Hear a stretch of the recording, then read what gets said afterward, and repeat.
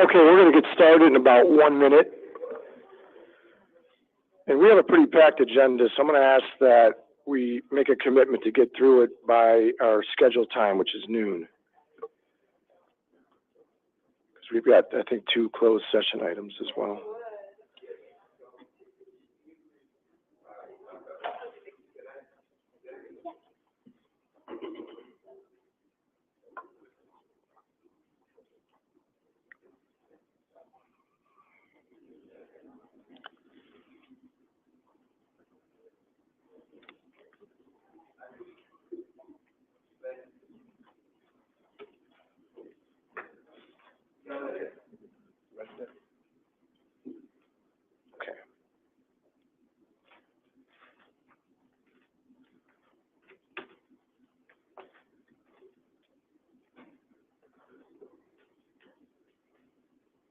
Okay, I'm going to call the meeting to order. I am subbing in for my colleague, Chair Bott, and I'm going to ask that the secretary takes roll, please.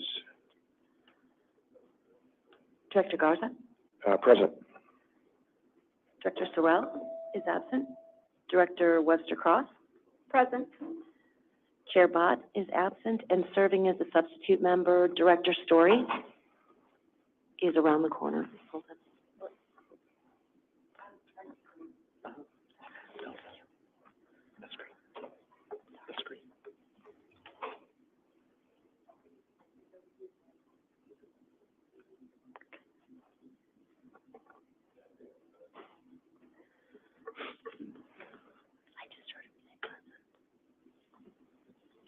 Oh, he's present. Thank you. All right, thank you. That's a pretty cool trick. He's in 2 places, 2 different places at once. Okay. The next regular meeting of the Quality and Patient Safety Committee is scheduled for Thursday, November 9th at 10:30 a.m. And let's see. So we don't have anybody joining virtually, right? That's okay.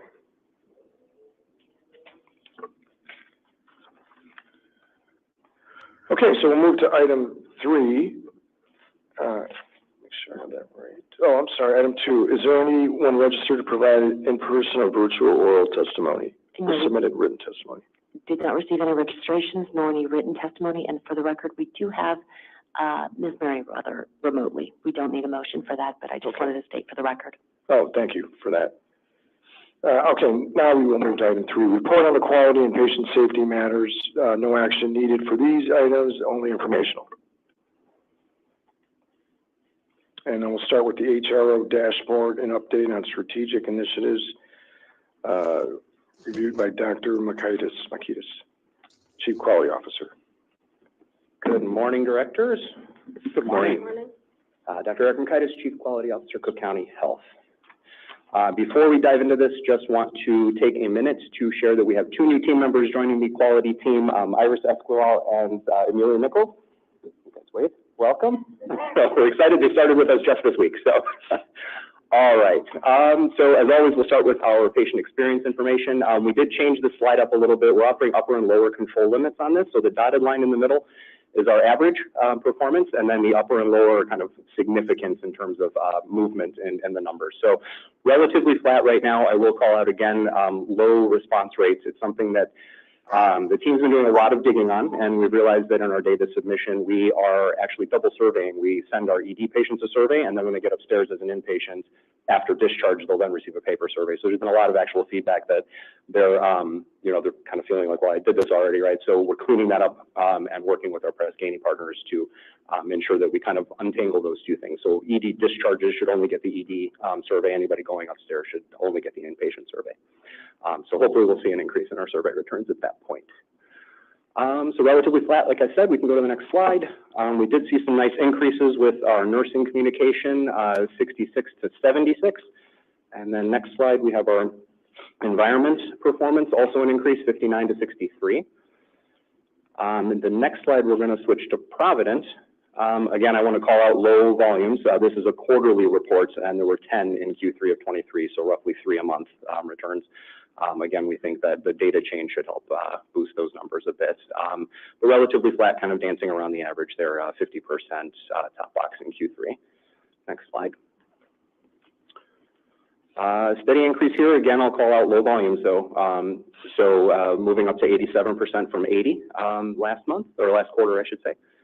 Next slide.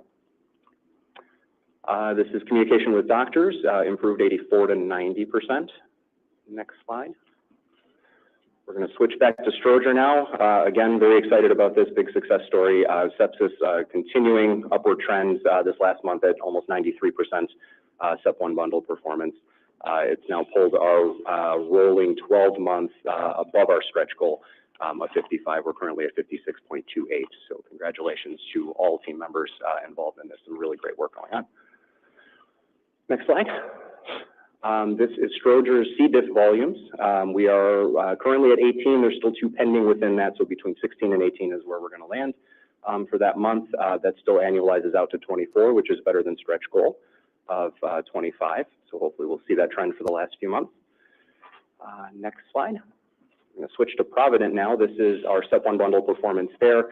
Calling out low numbers. We're getting 3-4 a month of actual sepsis cases that are abstracted. We are, however, kind of zigzagging around the goal and the stretch goal there. We're at 66% compliance for the month of August. Next slide. Back to Stroger, ED left without being seen. This is our throughput team. Again, very nice kind of negative trend there. Lower is better on this. This is our left without being seen percentages at 3% for the month of September. Next slide. And again, a nice negative trend for our throughputs in ED median length of stay. I did see an increase month over month, 205 to 286. However, there are still processes in place, and overall, it's a nice, negative trend towards the goal that we're seeing there. Between data cleanup and process change in the ED, we think is driving that trend. Next slide. This, unfortunately, is kind of interesting, but was actually true. We did see a one-off spike in our left without being seen at Providence. This was for the month of September. It jumped up to almost 13%.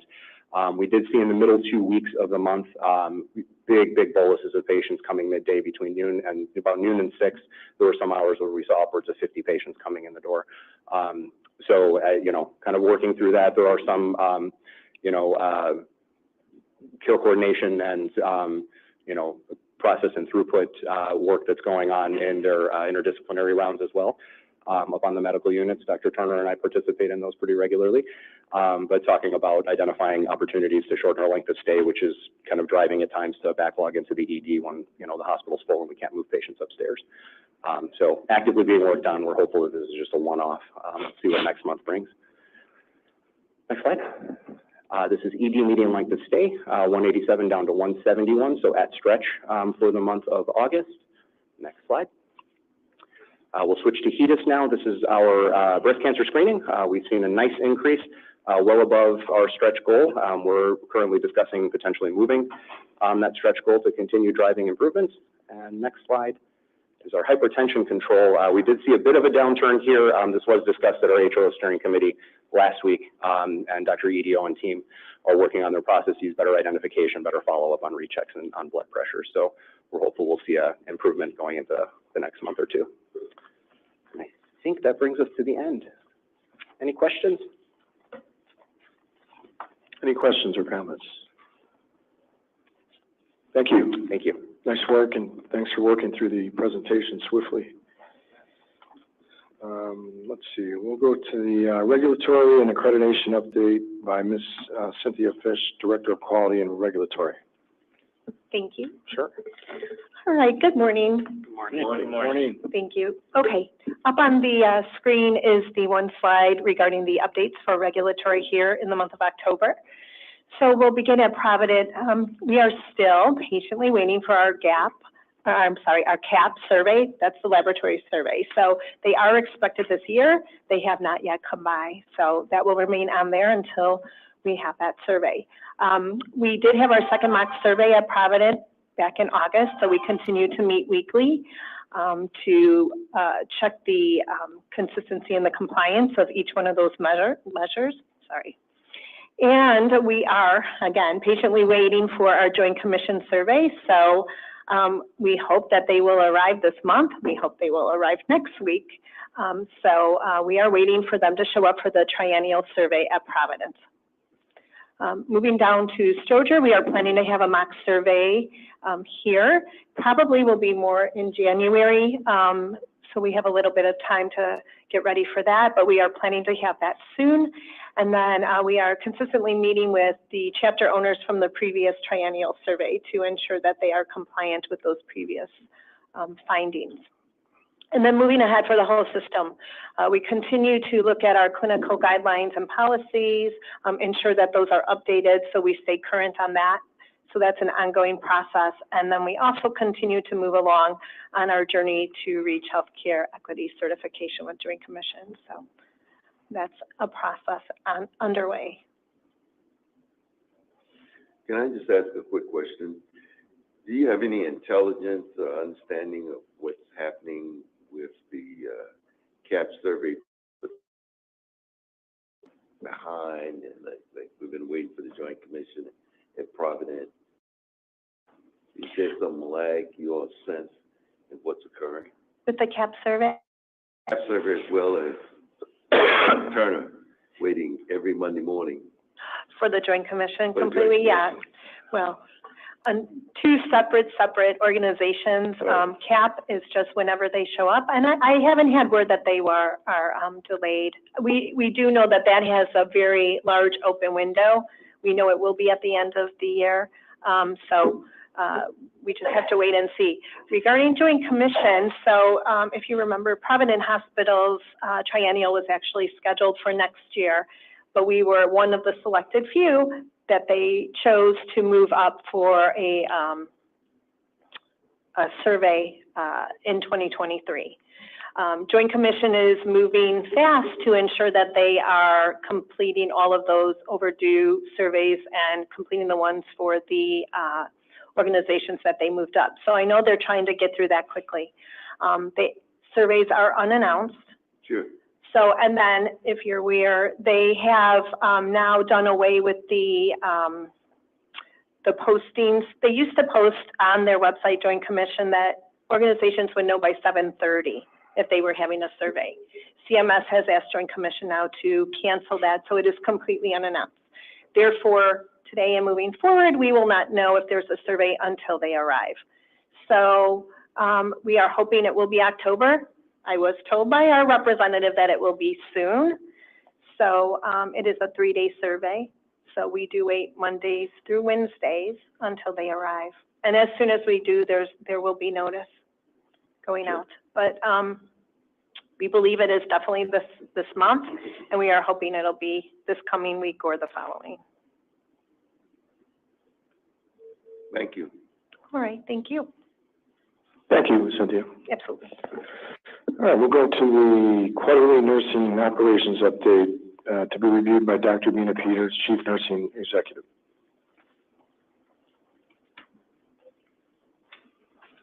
Good morning. Good morning. Okay, this is my nursing quarterly update. So I want to focus on the nursing operation as well as nursing specific quality indicators. And these are the indicators nationally benchmarked for the nursing practices across the country. That is falls with injury, hospital-acquired pressure injury, Class C central line associated bloodstream infection, catheter-associated urinary tract infection, restraints utilization, patient experience specific to nursing, as well as we'll discuss the recruitment and retention strategies along with the employee engagement. Next slide, please. So this is just a slide we want to share about our hospital-acquired pressure injuries since we started tracking since 2019. There is a 97% reduction in hospital-acquired pressure injuries since 2019. That actually takes us to one of the top performing hospitals in the country based on the NDNQI, which is the national database for nursing quality indicators. And also we have a benchmark data available in the CMS star rating, where Cook County Stroger Hospital is the top performing hospital in the country, which is about 95th percentile. So this is a great work done by nursing, frontline nursing staff, the nursing leaders, and all the support provided by this committee as well as the leadership team. Next slide, please. Provident, we started tracking the data since 2020, and we had 3 hospital-acquired pressure injuries, and we learned and we implemented the same tactic that we did here at Stroger Hospital. Now they are all year-to-date January, the total number is 0, so kudos to Provident team. We are also in the process of providing data to national database, NDNQI, to benchmark the Provident performance based on the volume as well as the acuity of the patient. Next slide, please. The next focus area for nursing is the falls and falls with injury. The definition of the total falls changed since we started tracking. If someone complained that the patient falls, then that is part of the database. So the huge focus is falls with injury. As you can see across the system, there is a 60% reduction in falls with injury since 2020. That actually also each falls and each hospital acquired condition like happy falls cost, add cost to the hospital operation. So this reduction actually, helped us to have a close to $1 million of cost avoidance. Next slide, please. This data is very specific to Stroger Hospital. Stroger continued to be taking the lead in this reduction. So there is a 62% reduction in falls with injury. That also actually benchmarks us one of the best performing hospital in the nursing NDNQI. Because in order for us to be a magnet hospital, we have to outperform about the 50th percentile 8 out of 5 quarters, and if you look at it, we are actually meeting and exceeding that standard. Same thing, we look at the CMS star rating. That data is up to 2021 December. When we actually integrate the reduction that we are seeing in 2022 and 2023, that will actually bring us about a 90th percentile performance. So the team is doing a great job. Next slide, please. This is the patient falls report for Provident Hospital. We saw a spike in patient falls in the month of December and January, so we really looked at each cases. And now there are a number of actions in motion, and including, putting some chair alarms and bed alarms, and also the new nurse call system, and along with the hardwiring, the leadership and hourly rounding, and I can see the trend is going down, and so we are projected to have, a benchmark, meeting the benchmark with this data. Next slide, please.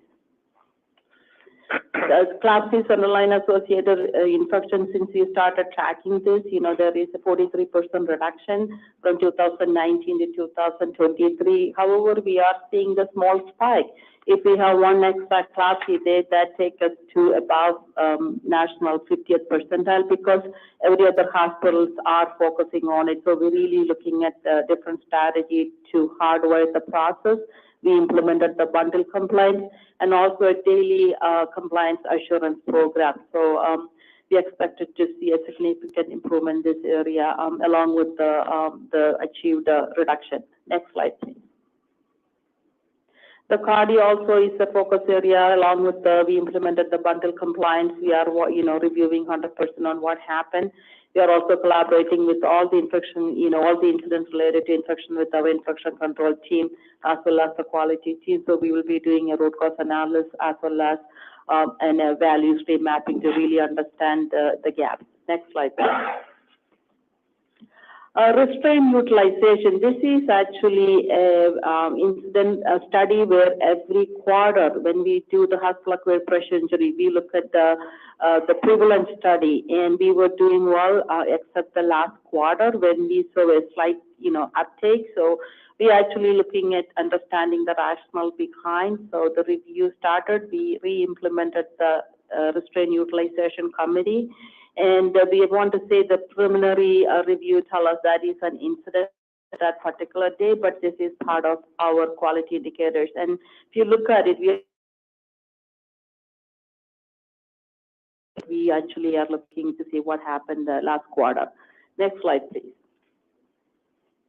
Ambulatory nursing, they are focused on patient experience specific to nursing domain, and that is going in the right direction. We implemented the telephone triage at the ambulatory care area, and that also tells us nurses are actively, triaging patients through the telephone triage.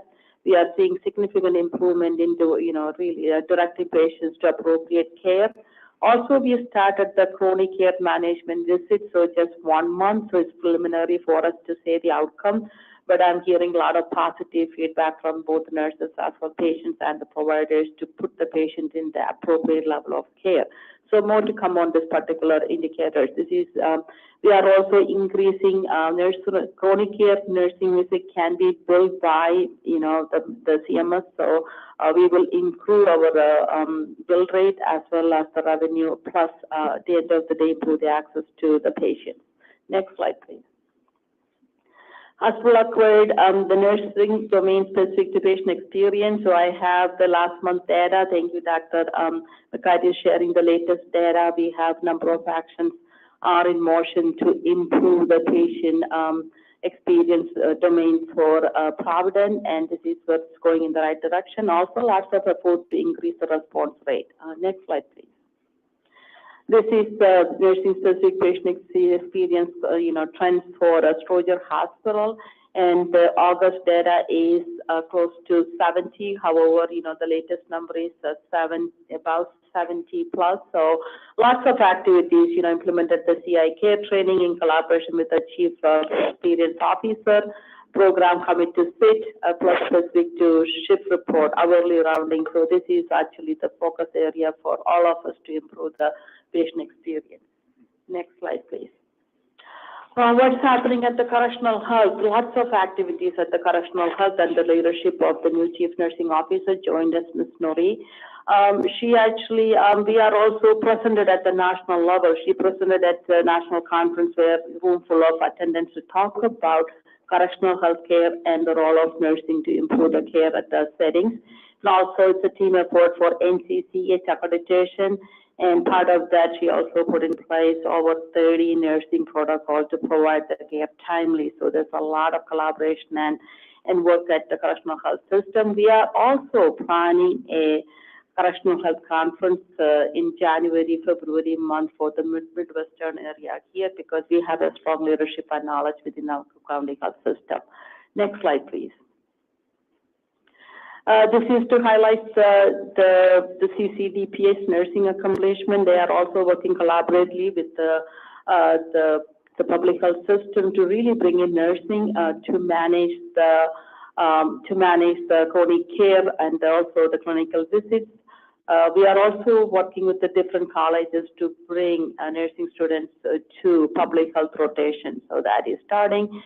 And they had an audit from IDPH on airports, which is Adverse Pregnancy Outcome Reporting Program. We are responsible for managing for the state, for the Cook County, and it is under the leadership of nursing. And they have, the site visit with the number of, a recommendation of the best practices of what we do here. So a lot of work at the CCDPH to really bring the integrated nursing into improving the public health care. Next slide, please. I just want to share about where are we with the nursing recruitment and retention, and this is where we are working with HR to do a number of streamlined approach to improve the nurse hiring process, and we have seen the highest number of new nurses join the Cook County Health at the last quarter. And based on the September data, we are projected to double that number, and hope that we will put more than 100 nurses will be joining in the month of September and October. So this is exciting for us. So thank you so much for the Valley's Not Here, her partnership to really make this happen. Next slide, please. This is the nursing turnover slide. As we are recruiting nurses, it is very important that we look at our turnover data. Our nursing turnover also is below the national benchmark, and a significant improvement in this area by implementing nursing retention committees with the frontline staff engagement. We are also looking at number of the employee wellness programs to ensure that we create a safe work environment for all clinicians to practice. Next slide, please. This is a journey we started in 2019 to 20 in order for nursing to manage the workforce of more than 2,400 nurses and also to make sure that we provide appropriate level of care, and also the resource management. We established number of programs, built a program to manage that, having a physician control, the productivity management system, a variance report, and also educating nurse leaders on importance of managing resources, as well as how do we tie in with the quality. So that project was actually, got the 2023 Achievement Award from the National County Association from the health system. So again, this helps us to really create the structure to manage the nursing workforce as well as even manage the agency. We want to make sure that we are using appropriate amount of staffing to ensure productivity and quality. This is huge for the team who did an amazing job. Next one, please. So I mentioned a little bit about the Nursing School Summit. This was a huge success. First, our Nursing School Summit between Cook County Health and over 18 different education institutions across Midwest. We learned so much from them about what are some of their challenges. We also shared about Cook County Health. What do we do? What are the services? With that, we actually now have more than 14 and going up to 16 different contracts with all this education institution to bring students here. Next slide, please. So part of this Nursing School Summit, as I mentioned, we are adding more agreements. We also are projected to have 160 nursing students joining us for the clinical rotation. We are also looking at the doctorate and the master's prepared project here at Cook County, so we can encourage, incorporate the evidence-based practice to us. Plus, we also learned some of the barriers. People told me that it is so difficult to get to Cook County, so we are really working at those barriers and facilitating it. Some of the challenges faced by different colleges are the faculty shortage. We also have a number of masterly and doctorally prepared nurses here at Cook County. So we are exploring the option to do different partnerships so we can support their faculty needs. At the same time, they can help us with their workforce, with their faculty evidence base. So lots of work in this area. And also we only had nursing students here at the Stroger Hospital.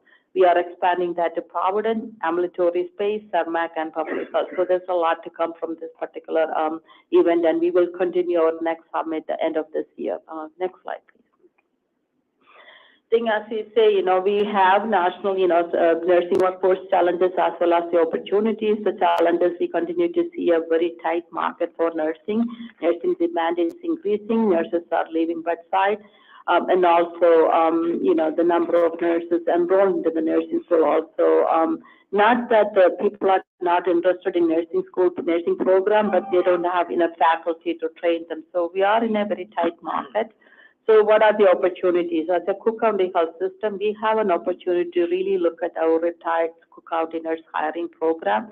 This is something working with Mr. Roja as well as the legislative team to change the legislation like other public health system. We also need to look at our nursing leadership vacancies and fill those positions. How can we attract more people in a timely manner?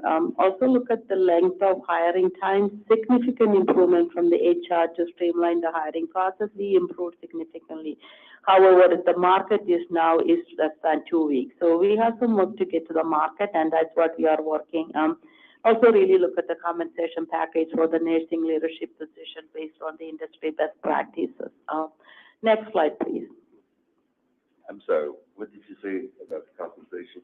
The compensation for nurse leadership positions across all the positions from manager to all the way to make sure we are in comparison with the market.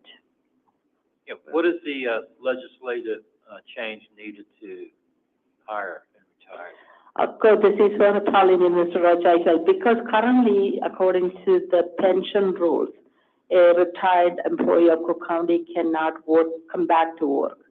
And the legislative request is that we have to create a program for the essential clinical roles so they can work part-time, at the same time not to lose their retirement benefits. This is similar to UIC and other public institutions. Correct. There's our retirement and benefit packages in a different section of legislation. So UIC got theirs amended to have some leeway if they needed to bring people back for continuity, for key periods of time when they need retirees to come back. However, that change was just specifically to their chapter. So we are wanting to pursue similar legislation for our chapter in the retirement and pension program. Thank you. Thank you so much. So just, shared with the accommodation, there's a lot of hard work is happening with the frontline nurses, the staff, and also collaboration with all. The nursing cannot survive without the collaboration between leadership, operation, quality. So, so that's how when you see, that's where the driver is, but, even though it's specific to nursing. And also I want to share that we will be, inviting American Credentialing Center to do an APRN fellowship accreditation program. That probably will be the first one in the Illinois to get that. That site visit is scheduled in November. Again, this is a collaboration with the APP directors and all others. So we are also looking at the transition to practice program. Now we have a best practice, which is called a Vistian transition to practice program, where a new nurse come out of the school. They go through this 1 year program, again, only, 8 to 16 hours a month, where we help them to, to into our system. So that is in place. And also we have different recognition and award program. National Award for Nursing is Stacy Award. We started that a few years ago. We will be expanding that to not only for the bedside nurses, but also the other programs. So lots of activities in there, accomplishment along with the actions in motion. I cited those into my previous slides. Next slide, please. So where are we? What are we doing for the future of nursing workforce strategy? So the strategy for nursing workforce is going to change in the next 2 to 3 years, because we will not have $1.3 million, 1.3 million nurses ready to work to join any health system. So really looking at what do we need to do differently. Part of that, we are exploring the virtual nursing program. By part of also looking part-time position, removing the barriers from the nursing workflow, perhaps looking at 2 different positions to see what else we can do to support the nurses. So lots to come. We are also in the process of creating a nursing research and innovation center to really, bring in all these ideas and implement, and also to make sure that does not impact our quality. So a lot of work to be done in that area. And so at the end of the day, our focus should be workforce well-being, and that's what we have different programs in place. What type of innovative staffing models are you looking at? Nursing, if you look at historically, you have an RN and a nursing assistant. That is the model. But there are so many times, if you look at a nursing workflow, 30 to 40% of the time they are spending time documentation. So what can we do to really optimize the documentation? Sometimes those will not flow through. And also when we look at really as a nurse, they do a lot of time and hunting and gathering information or data or supply. So you don't need an RN license. So really looking at that model and also reinforcing some of the nursing practice through the virtual model. Because like an example, we use nurses, nursing assistants do one-to-one. That can be done virtually, that maybe they can do a group, observation. So lots of opportunity in that area. Thank you. Next slide, please. Thank you so much. Lots of information. So let me pause and ask any questions or comments. I just have to say that the reduction in patient falls and falls with injury is extremely impressive. So really excellent work on that. Thank you. I don't have any other comments or questions. Thank you. Okay, thank you. So I see that we're joined by my colleague, Director Bott, and I'm going to ask for a motion to allow Director Bott to remotely participate as a voting member for this meeting, please. So move. Is there a second? Second. Thank you. All in favor? Aye. Aye. Okay, welcome, Jay. Thank you. Glad to be here. You're welcome. Let's go to, and again, thank you, Dr. Peters. Let's go to the update from the HRO work group on clinical outcomes to be reviewed by Dr. Katie Radigan and Heather Lovelace. And Chair Garza, it appeared that Pat Merriweather raised her hand. I don't know if she has a question. Sorry, Do you have a question? Let's go to Pat. No, I just wanted to congratulate Dr. Dr. Peters on the quality and safety outcomes, the improvements, as well as the innovative approach that she's taking, that Stroger is taking, Cook County Health is taking for the nursing programs. I really believe that this is great leadership and will result in great outcomes for the nursing program. Okay, thank you. Okay, please. Okay, thank you, board members, for the opportunity to talk today. As I said, I'm Dr. Radigan. I'm one of the pulmonary and critical care doctors here at Stroger. I'm a co-lead for the clinical outcomes work group. And I am Heather Lovelace, formerly Proscaro, and I'm covering interim for Ms. Jessica Salgado, who's the Director of Quality. I am the Director of Nursing for Ambulatory Procedure Units, working with Dr. Radigan as the co-lead for this outcome group. And just a little bit about our clinical outcomes work group structure. We use an A3 structure to implement tactical and strategic goals, which then cascades down to focus on 5 different groups that include sepsis, infection prevention, hospital-acquired pressure injury prevention, post-operative outcomes, and then also VTE prevention. Just so you're aware, Heather Lovelace and I have been leading sepsis for the last at least year. I've been involved in sepsis for the last 4 to 5 years, and now that leadership will now transition to new leadership based on our leadership in clinical outcomes overall work group, and that will be led by Dr. Sydney Heider, who has a clinical outcomes background, which we're very excited about, and then James McCracken, and you can see the other leaders for each individual groups here. The idea is that then each individual group has their own strategic goals that then cascade up so that we're able to present to groups such as QPS. Next slide. So why do we focus on sepsis? This slide represents the principal diagnosis of expired cases here at Cook County Health from January 2022 through April 2023. And as you can see, septicemia, sepsis represents 43% of all deaths. You can also see that viral infection, which is predominantly COVID, of which I'm very intimately involved with in the ICU, represents almost 5% of all deaths, which most times those patients are dying from sepsis. So half of our patients here at Cook County Health, unfortunately, are dying of sepsis. Next slide. Excuse me, would you please repeat that again? So almost half of our patients who are dying here at Stroger and Cook County Health are dying of sepsis. How does that, can you expound on that from a national perspective, please?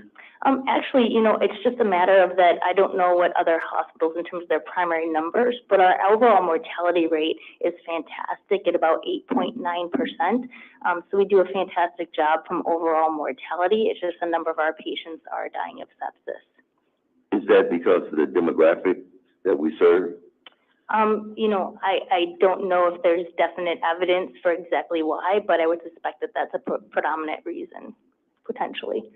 I do know that even working in the ICU, unfortunately, because especially of COVID and such, we've had a lot of sepsis, because unfortunately, if our diabetic patients are not having their diabetes addressed, if our cancer patients are not getting their cancer addressed, unfortunately, a number of these patients without adequate health care are coming into our ICUs with sepsis.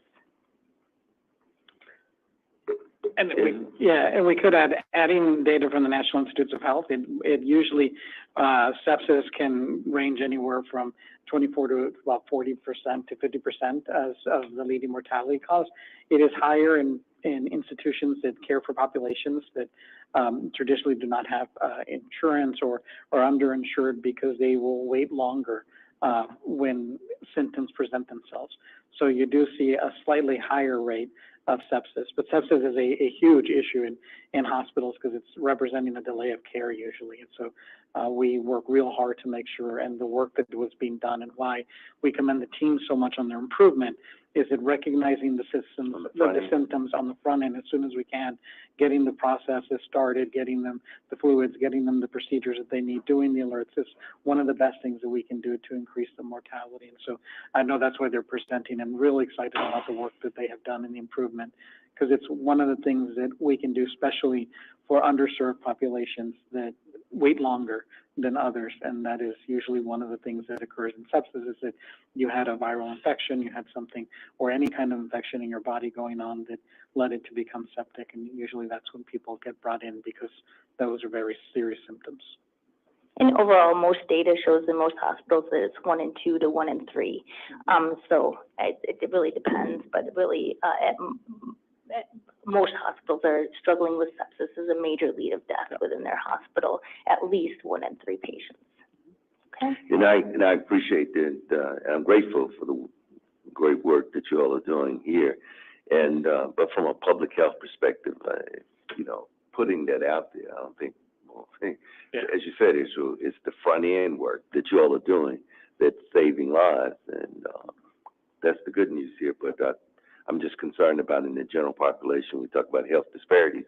It seems like it's one of those challenges that but I think about what about the other smaller institutions that don't have the skill sets that you all possess here, and forward thinking to make sure that we manage this disease, this condition on the front end. Just an emotional response there. Yeah. No, and thank you for highlighting that. I think it's important that people know. Okay, next slide.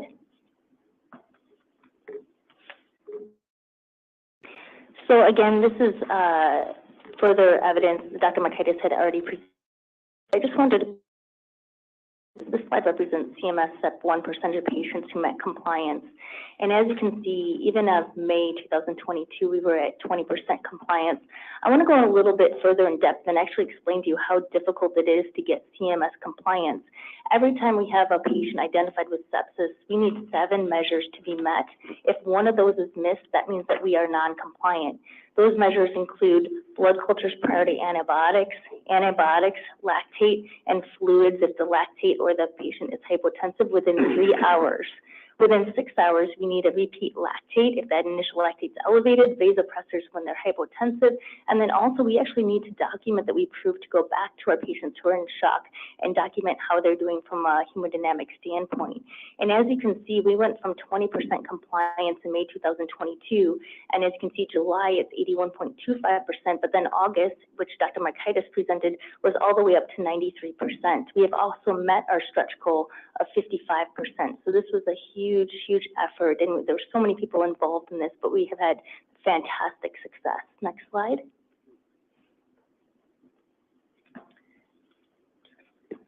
As you can see in this slide here, this is our A3 for our sepsis subgroup that is in the clinical outcomes. And the A3 is an improvement quality tool that we utilize where we have looked at our 2022 performance measures and what our percentages were in these sepsis #1 bundle compliance numbers. And then we created tactics and action plans with our deployment leaders.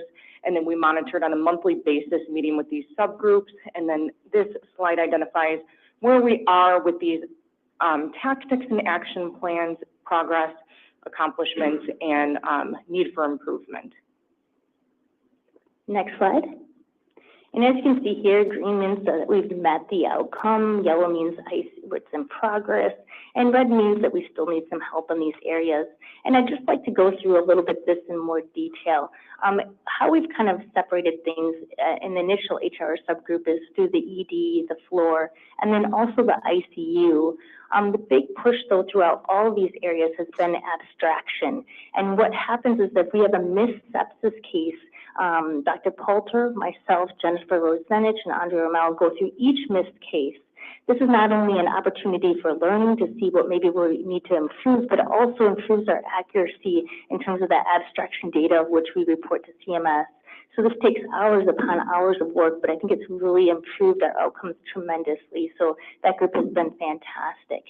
And then in terms of the ED, that's where most of our sepsis cases are identified.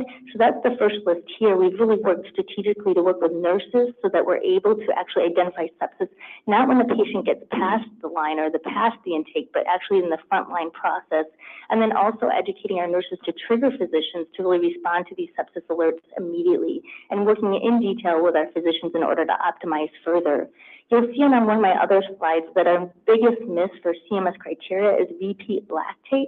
And so we've also implemented an automated repeat lactate in the ED, and that's been successful. And we're hoping to spread that throughout the hospital now that we have the success in place.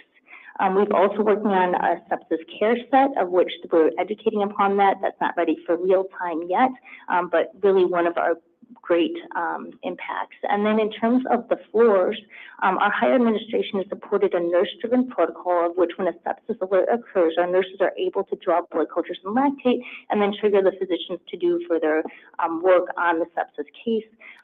This has been a real push by nursing. They've really been working hard. We're still working on compliance on the general medical floor, but really pushing for further improvement in terms of our outcomes. And now we even have sepsis nurse leaders responding to the sepsis alerts to hopefully improve outcomes. And then in terms of our ICUs, we have actually been very successful in silencing the ICU alerts, which has actually improved our mortality outcomes, really having our nurses drive the physicians to really respond to these sepsis cases rather than alert and have our physicians suffer from alert fatigue. And then we've also worked with, towards the end of this month, we're going to be working with each individual ICU. As you can imagine, neuro ICU is very different for CCU, which is very different from burn ICU in terms of how we actually approach sepsis and optimize it. So we're going to meet with each individual group. We did that about 5 months ago, but really trying to see how we can improve each ICU in terms of their overall outcomes. Next slide. Further, we're working on if this nurse-driven protocol is not completely successful, we have an idea for a centralized response, so that's why that's in red. And then we're also working on a sepsis coordinator. We've been working on that last year. We'd really love to hire someone to do a lot of these lead things that we do on a day in, day out basis. As you can see from the obstructive unit, we've actually studied OB sepsis, and there's different cutoffs for OB. And in order to improve alert fatigue, we've really worked and utilized a different cutoff for this particular patient population. And then for HIS optimization efforts, I wanted to give a huge just support of Jennifer Rose Bennett. She's been fantastic in improving our alerts. She's reduced the alert fatigue by 37%, so 37% less alerts, which really improves, keeps the sensitivity, but then also improves the specificity for each alert. And then also she's been fantastic. Right now we're able to in real time track 3 of the 7 outcomes, and any day now we'll be able to release the rest of the outcomes so that our nurse leaders and our physician leaders are able to have this data at their fingertips on a daily basis. So this is really just fantastic efforts of which she's been really working towards. Next slide. Again, this is our CMF Step 1 top fallouts, and this is why we're really focusing on repeat lactate. As you can see, if you look at our top fallouts, 66% of them are due to this reflex lactate. Now that it's been successful in the ED, we're really looking forward to really spread that throughout the hospital, and we think that we'll have substantial success. Next slide. So as for our future directives, we're really working, Heather Levelance and I will be continuing to work with sepsis. It's something that honestly I just never want to stop leading, but we're going to really transition that physician leadership, and we're really excited to see someone with some new ideas and clinical outcomes background to lead.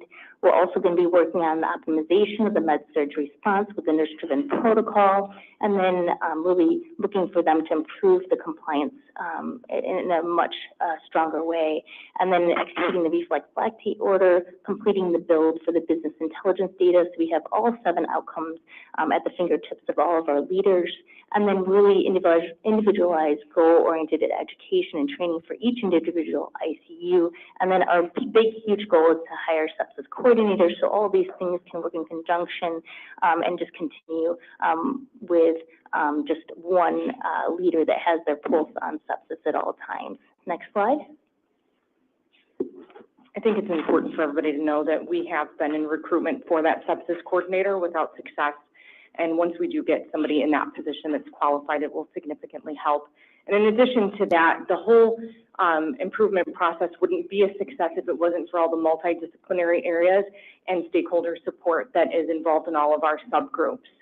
Additional future directives for this work group looking at CLABSI-CAUTI. So we've identified the assessment need and the appropriate need for central line and urinary catheter insertion and daily discussions between nursing and physician communication.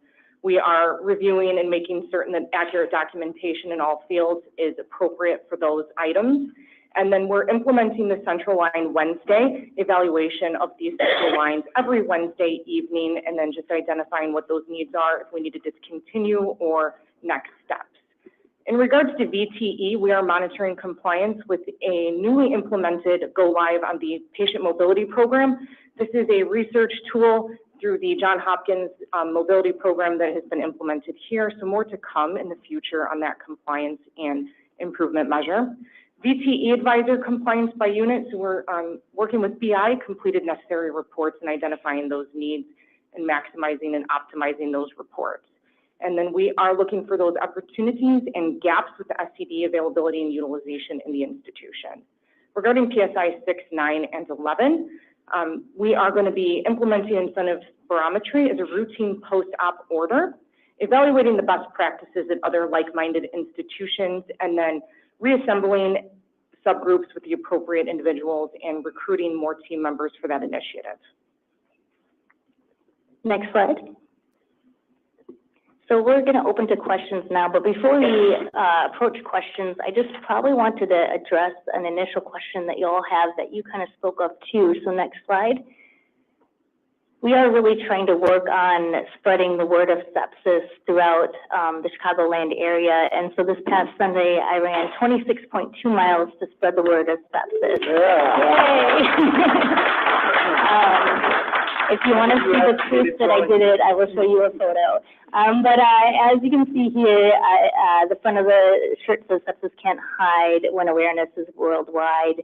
And then I said, running every mile to stop sepsis and save lives. So it was a great opportunity to really spread the word. Thousands of people were there, thousands of people were running. So it was a really fantastic opportunity to really spread the word of what the fantastic things that Cook County Health is doing. And then really just make sure that people are aware of sepsis. And I did a lot of education efforts behind this run. So it's really a fantastic opportunity to try to spread the word of sepsis and how important it is in our patients' lives. Wonderful. Great work. Yeah, great work. Yeah, I just want to make an observation because it's implied in everything that you've said, but this is life-saving work. I mean, not only is it just counting numbers and looking at the data to make improvement, but we're saving lives by putting these kinds of things in. So that deserves a round of applause. Yeah, it sure does.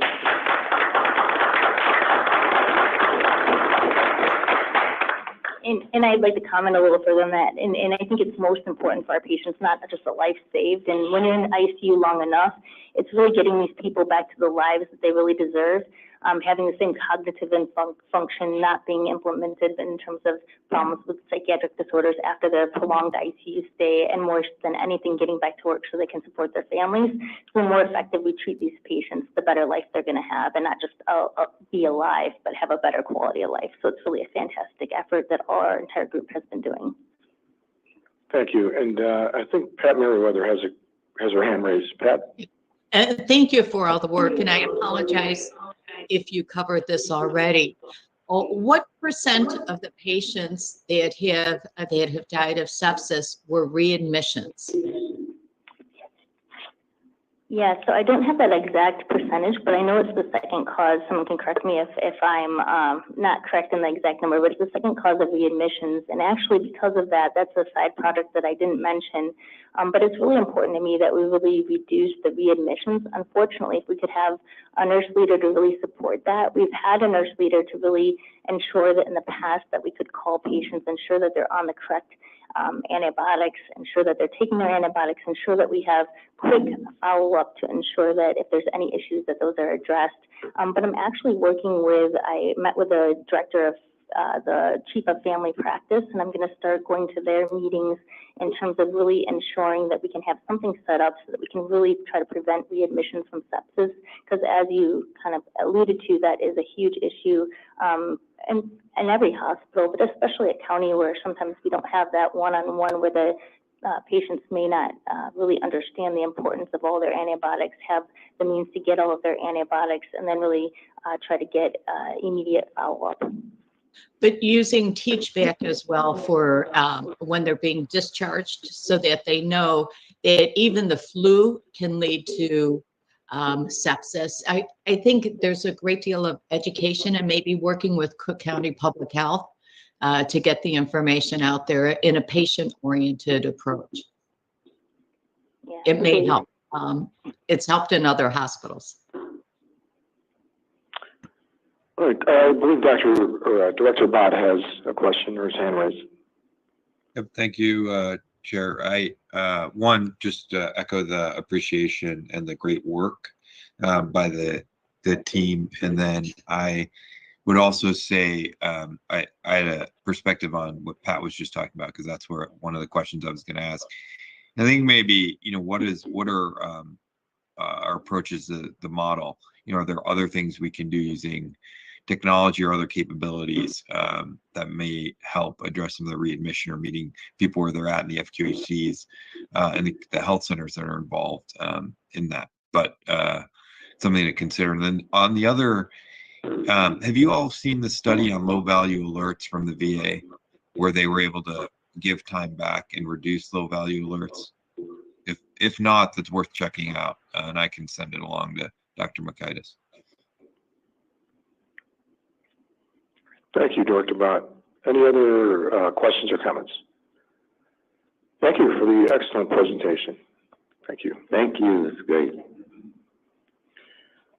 Okay, we're going to go on to item 4, action items. Approve appointments, reappointments of Stroger Hospital Department and Division Chairs. There's 1 Division Chair initial appointment and 9 Division Chair reappointments are being presented and reviewed by Dr. Claudia Fagan, who is the Chief Medical Officer.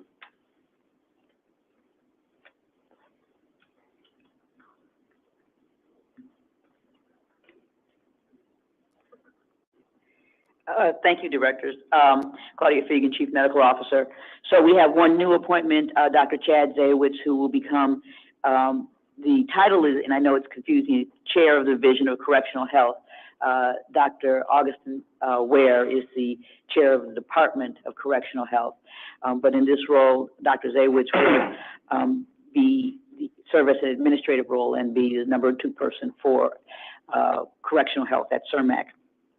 And this is a new appointment, reappointments, and this is all in our effort to make sure that physicians' appointment as physicians to the members of the medical staff and their appointment as chairs coincide. So we're trying to clean that up and make sure everybody's aligned. Tom Loeb is the chair of the Division of Pediatric Surgery. Mark Mysick is the chair of the Division of Research for the Emergency Medicine. Maria Torres is the chair of the Division of Pain Management. She's also the fellowship program director. Joe Weber is the chair of Division of Emergency Medical Services, and this is what connects Cook County with the regional emergency medicine. So they do the planning and do disasters and emergency planning. So when we have a large event where we're concerned about there'll be a potential for a lot of people who are injured or illnesses such as the marathon or a huge festivals downtown, they have a network that keeps different hospitals informed. They keep record or track of each other's resources and where they think that the resources need to be moved. Dr. Ozuru Yukoa is the chair of Division of Thoracic Surgery. Donald Trapesko is the chair of Division of Nuclear Medicine. Tom Patrianakis is the chair of Division of Ophthalmology. And Anupana Thakrar is the chair of Division of Radiation Oncology. And Roberto Nero Neves is the chair of Division of Gynae Oncology. I'll be happy to answer any questions about any of these appointments. Okay, if no questions, I'd like to entertain a motion to approve item 4A, the 1 proposed Stroger Hospital Division Chair initial appointment and the 9 Stroger Hospital Division Chair reappointments. So moved. Thank you. Is there a second? Second. Thank you. Is there any further discussion on the motion? Hearing none, then all in favor? Aye. Any opposed? Okay. Thank you very much. Motion carries. Thank you, Dr. Fagan. We'll move to item 4B, EMS MEC reports, Stroger and Provident Hospital Quality Committee summaries, informational only, and Stroger and Provident Hospital Med Staff action items presented for approval. We'll go with Dr. Ekantoran, who serves as the president of Stroger Hospital Executive Medical Staff. He'll present the Stroger Hospital Quality Committee summary for informational purposes and will present the medical staff action items for the committee's consideration. Thank you. Good morning. Good morning. Good morning. Directors. So the members who have been recommended for their credentials, privileges for appointments, reappointments, and changes all listed before you. And if you have any questions, I would entertain.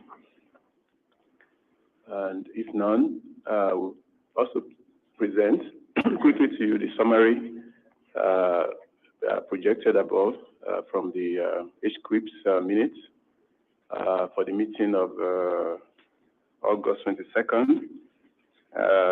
Some highlights there, Class C for 2023 year-to-date SIR of 0.80, and for catheter-associated UTI SIR of 0.42. Dr. Peters spoke about this in the current form. The hospital-acquired pressure injuries have been reduced to below 10 percentile. It's been one of the great achievements in the last few years. Thank you to your team, Dr. Peters. And for the casualty prevention, we reinforcing and providing education for nurse-driven protocol for catheter removal. Pharmacy barcode medication administration scanning achieved at, the 95% goal in July, and the insulin being compliance for June was 97%, and July was 93% compliant. A few more items that are not shown here. I have this in my notes, but that would maybe kind of add a little bit to the excellent presentation by Dr. Bradigan. She did mention that in terms of our mortality, we're actually doing very well overall. So one number from the I can put from the minutes there shows that our observed over expected mortality improvements at 1%, surpassing our peer institutions of Rush, UIC, and U of C. Their ranges below 2 to 3%. And also another one is from our HRO clinical outcomes work group for CD volume. We're on track for a 45% reduction over a year, potentially lowering our number of about 43 now to about 11 to 14 cases for the year. So that's another very good report from there that I would like to share with you for your information. Thank you. Any questions? Any questions or comments? Thank you, Dr. Eckentor. Thank you.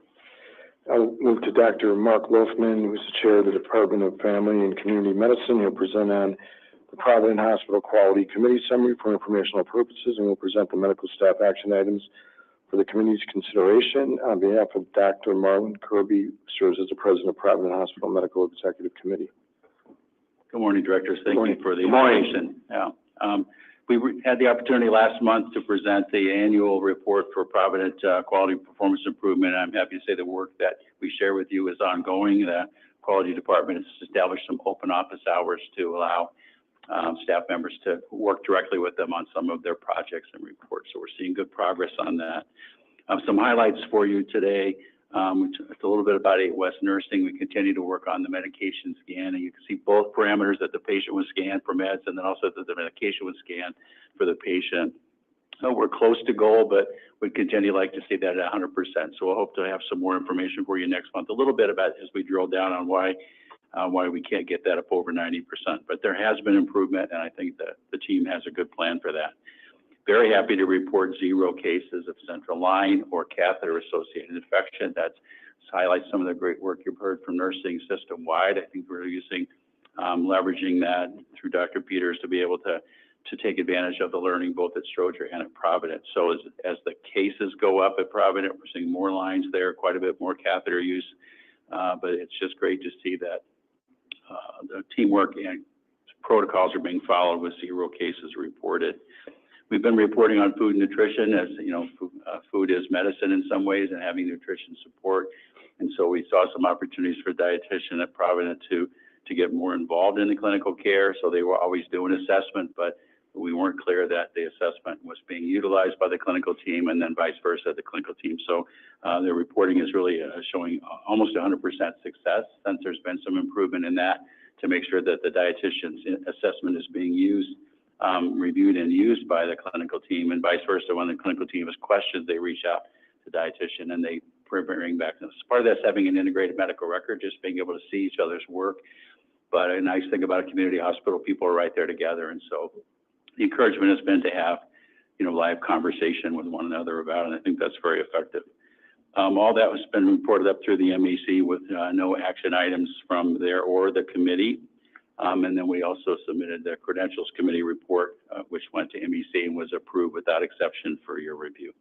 That concludes the report for this month. Thank you, Dr. Wolf. Any questions or comments? Okay, thank you. I'd like to entertain a motion to approve item 4B, the Stroger Hospital and Provident Hospital medical staff appointments, reappointments, and changes. So moved. Thank you. Is there a second? Second. Second. Is there any further discussion on the motion? Okay, hearing none. All in favor? Aye. Aye. Any opposed? Okay, the motion carries. Thank you.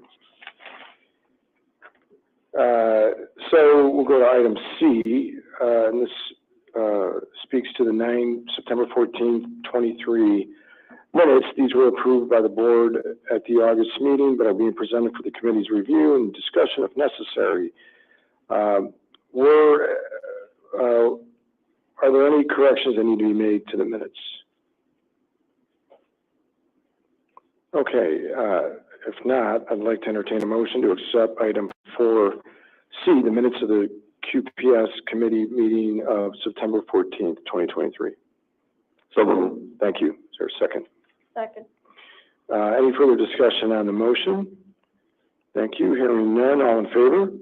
Aye. Aye. Any opposed? Okay, that motion carries. Let's see. We're going on to item E, consideration and approval of proposed amendments to the bylaws of the medical staff of Provident Hospital of Cook County, presented and reviewed by Dr. Arnold Turner, Provident Hospital Chair, Hospital Executive.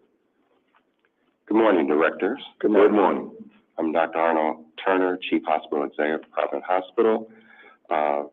Want to review with you the amendments that were approved by the Medical Executive Committee on the last meeting, which was Friday, October 6th, to the amendments of the medical staff. These amendments are to bring the current bylaws of the medical staff into compliance with the Joint Commission and also update some of the terminology in the bylaws, and also to make the medical staff be a little more efficient in its operations. Under 12.1, in our bylaws, we did not entertain any means of removing members of committees who weren't serving or functioning properly. The first one, if you scroll down in B, you'll see that's language there to address that. Also, if the chair is not performing up to the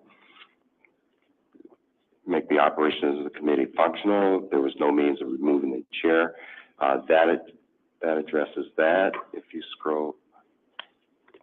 continue to scroll down to continue. I'll tell you when to stop. Stop. We also did not include any language in the bylaws with respect to removing a member of the Medical Exec Committee who was not performing, and that language addresses that. If you continue to scroll.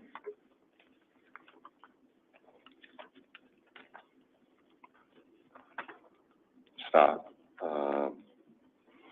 The Joint Commission requires that the application process, as far as the number of days that it takes to complete an application, that the committee will, the time it takes for the committee and the MEC to process the application, be it 120 days, so we added that language in there.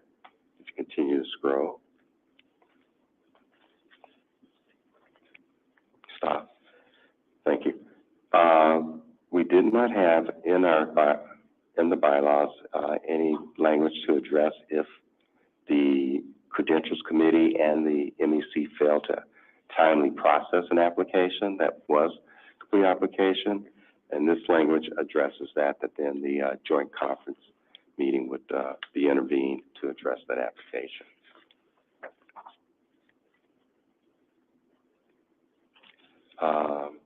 Next is our medical staff did not have a means of carrying out business without being in person or having in-person votes. The next amendments address that, both in C, that's shown now. The next one under 12.6,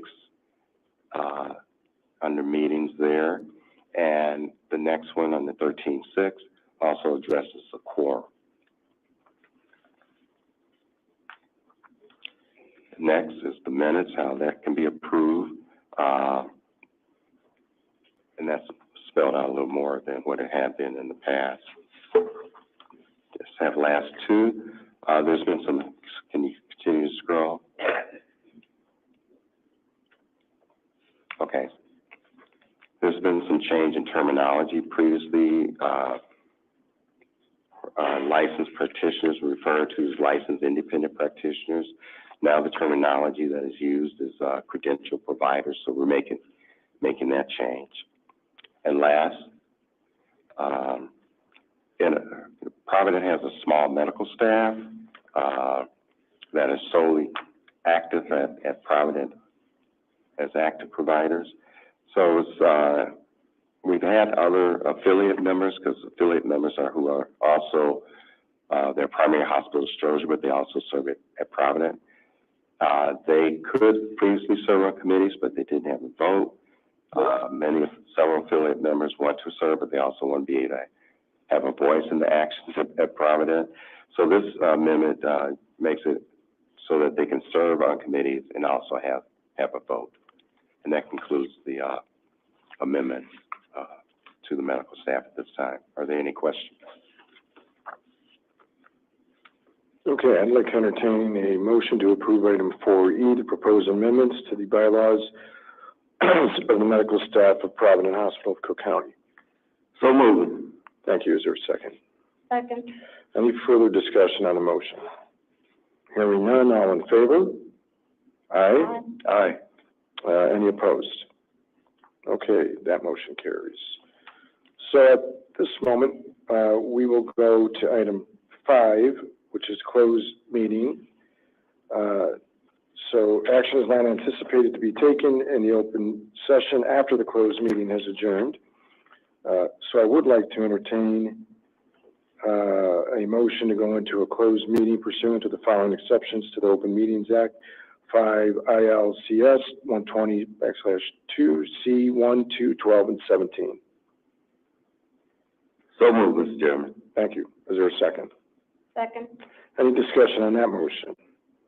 Hearing none, then I'll turn it over to Madam Secretary, who will take roll call vote on the motion. Roll call vote on the motion to go into closed session. Aye or nay? Director Garza? Aye.